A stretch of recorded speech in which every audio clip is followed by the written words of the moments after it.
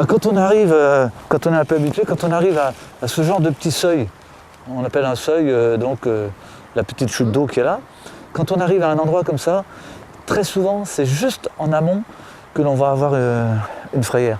Parce que juste en amont, on a le substrat qu'il faut et le poisson il se sent très à l'aise parce que là il y a un bon appel d'eau et du coup il va pouvoir creuser assez facilement.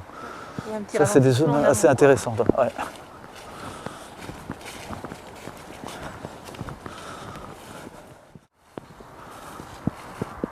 Voilà. Donc est-ce que tu vois la différence de couleur?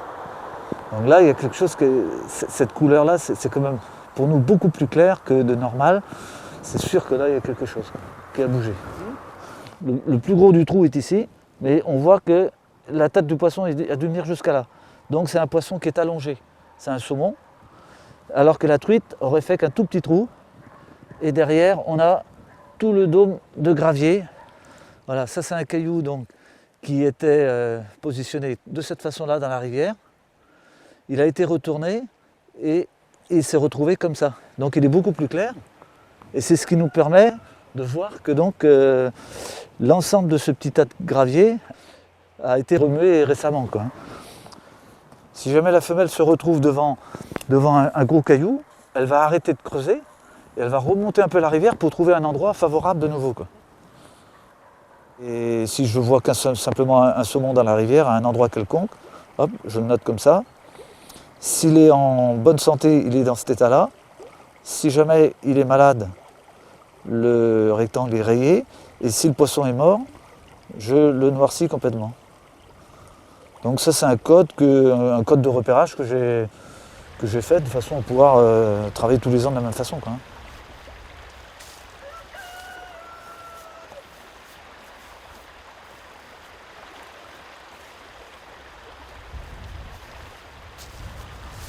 Ici, on arrive plutôt sur du rapide, avec une profondeur d'eau importante. Donc là-dedans, c'est pas la peine que j'aille chercher, c'est pas là que je vais trouver les frayères. Pourquoi? Parce que tout simplement, le courant a transporté le sable beaucoup plus bas, le sable, les graviers, et donc on n'a plus ici, dans le fond, que des cailloux que les poissons n'arriveront évidemment pas à bouger. Donc on ne va pas trouver de frayères dans un endroit comme ça, quoi. Si une frayère était réalisée ici, dès la première crue, ou après la première crue, le sable se redéposerait de nouveau et viendrait étouffer les œufs qui sont prisonniers dans les graviers, quoi. Donc c'est pas bon, le poisson lui il va pas rester là-dessus, quoi. Et là on va tomber sur du vrai rapide.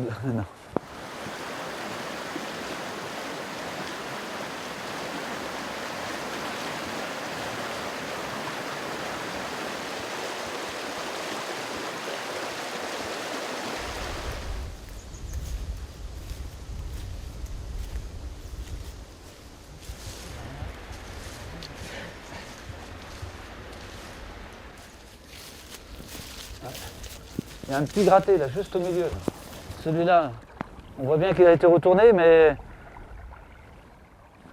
il n'y a pas de creux et il n'y a pas de vraie bosse derrière. Donc tout ça c'est que du gratté là aussi.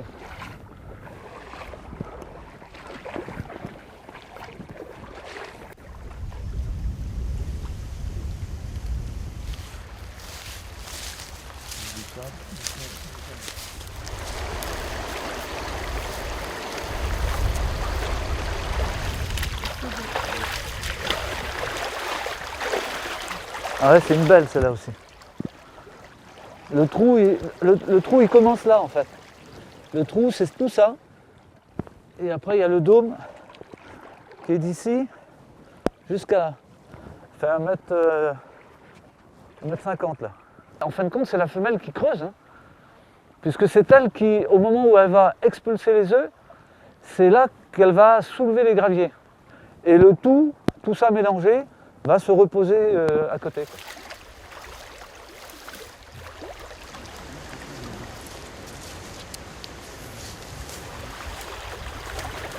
En plein milieu, là, il y a quelque chose, hein. Là, il y a un gratté dans le milieu, là, juste dans le milieu. Ça doit être en cours, ça, parce que c'est pas fini. On devrait avoir un petit monticule derrière. Ça c'est quelque chose qui vient de démarrer, ça je pense. T'as une autre là? On arrive au meilleur. Et on va trouver une autre au-dessus. À mon avis, il doit y en avoir d'autres.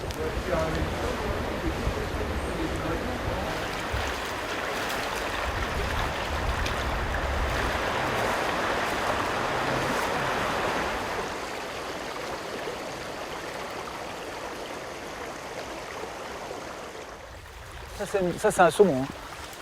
Le trou il est terminé, hein, il est là, il y a un peu de sable à être rentré à l'intérieur de nouveau. Donc tous les petits graviers qui étaient ici sont partis avec le courant. Et à partir du moment où les cailloux du fond sont trop gros, ben, le poisson n'arrive plus à les soulever. Donc c'est ceux-là qui vont déterminer la fin de la fosse de creusement, quoi. Et en fait, le poisson a dû commencer à creuser ici. Il est avancé jusqu'à là. Et donc petit à petit, ben, tout le bloc là s'est constitué. C'est un beau poisson qui a dû faire ça. Bon ben voilà, encore une.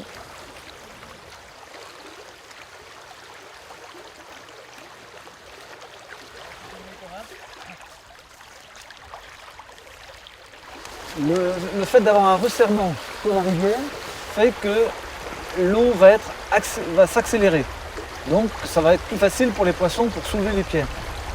Et pour avoir une taille de fosse de ce type-là, c'est que le poisson était quand même conséquent. Donc un gros poisson plus un courant assez fort, on arrive à soulever des cailloux assez gros et qui vont aller très loin derrière. Alors, cette taille de frayère, c'est pas fréquent. Il y en a une autre comme ça un peu plus haut là, mais ça c'est fait certainement par des poissons qui ont au moins 2 ans de mer. C'est-à-dire des poissons qui font 75 cm de long à peu près, voire un peu plus.